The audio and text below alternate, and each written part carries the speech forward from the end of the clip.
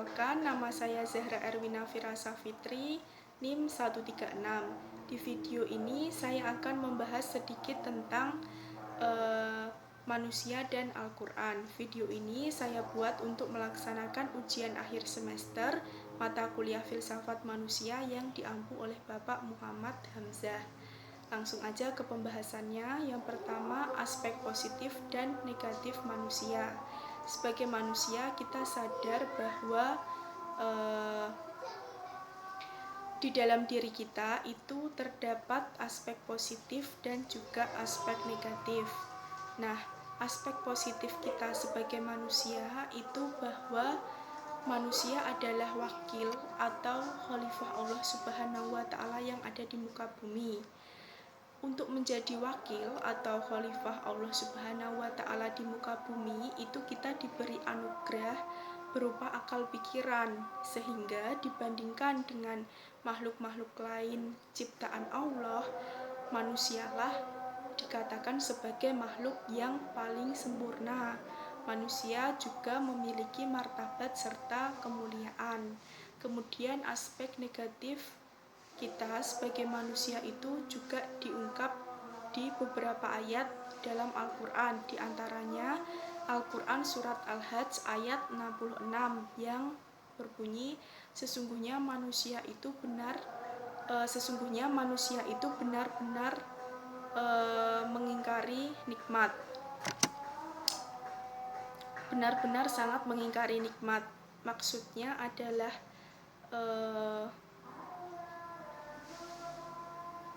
sebagian besar dari manusia itu lebih banyak mengeluh daripada bersyukur. Ketika kita mendapatkan sedikit cobaan dari Allah, kita akan berburuk sangka kepada Allah. Kita akan terus mengeluh dengan cobaan yang kita terima. Padahal kita seharusnya tidak pantas untuk melakukan itu. Kita seharusnya tidak perlu mengeluh karena nikmat yang diberikan Allah kepada kita itu lebih banyak. Kemudian Al-Quran surat Al-Ahzab ayat 72 yang berbunyi, sesungguhnya manusia itu amat zolim lagi amat bodoh. Amat bodoh di sini tidak hanya dalam hal ilmu pengetahuan, tetapi terkadang manusia itu menjadi budak atau diperbudak bagi nafsunya sendiri. Nah, pembahasan yang kedua tentang peran efektif manusia dalam membangun masa depannya. Karena manusia ini memiliki kelebihan dibandingkan dengan makhluk-makhluk lain berupa akal dan kehendak, sehingga nasib manusia itu sangat banyak ditentukan oleh dirinya sendiri lewat peran yang aktif, ekstensif, dan lebih luas. Dalam menentukan masa depannya, manusia ini memiliki 3 sifat khas. Yang pertama, keluasan informasinya, kekuasaan hasratnya, dan manusia mempunyai kemampuan khusus untuk membentuk dirinya. Pembahasan yang ketiga itu tentang manusia dan takdir. Secara umum, manusia itu meyakini bahwa takdir Tuhan itu ada dan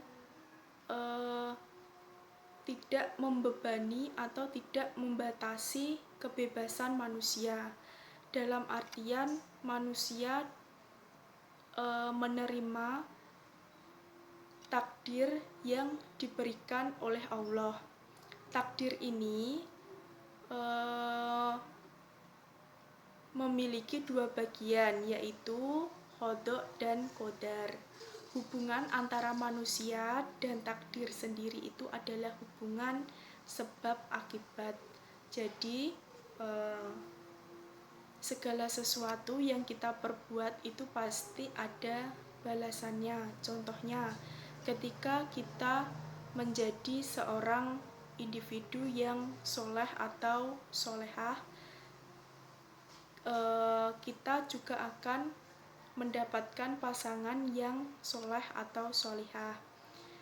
Nah, masih banyak contoh-contoh lain yang merupakan hubungan sebab akibat. Kemudian pembahasan yang keempat itu ada manusia dan kewajiban. Sebagai makhluk hidup tentunya kita memiliki kewajiban. Nah, syarat yang mesti dipenuhi manusia dalam setiap kewajibannya itu akil balik, sehat rohani, tahu dan sadar, mampu dan kemampuan memilih, dan kebebasan berkehendak. Kemudian pembahasan yang kelima itu manusia dan Islam.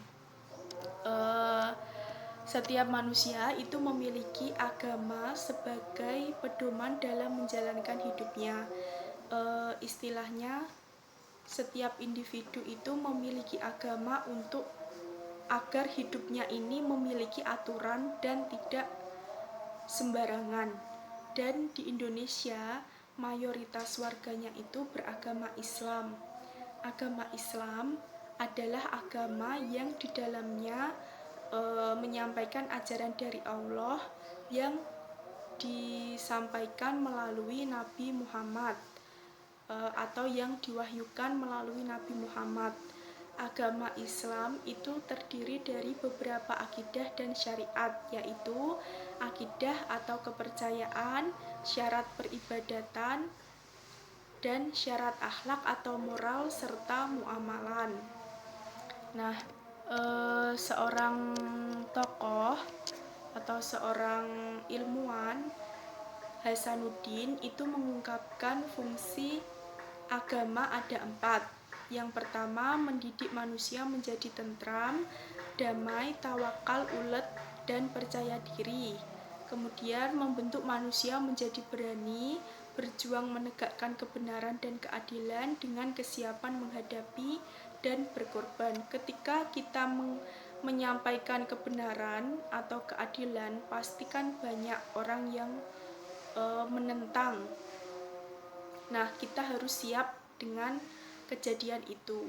Kemudian mencetak manusia menjadi sabar, takut melakukan pelanggaran yang menjerumuskan ke dalam dosa, dan memberi sugesti manusia agar dalam jiwanya tumbuh sifat mulia, terpuji dan penyantun, toleran kepada dosa.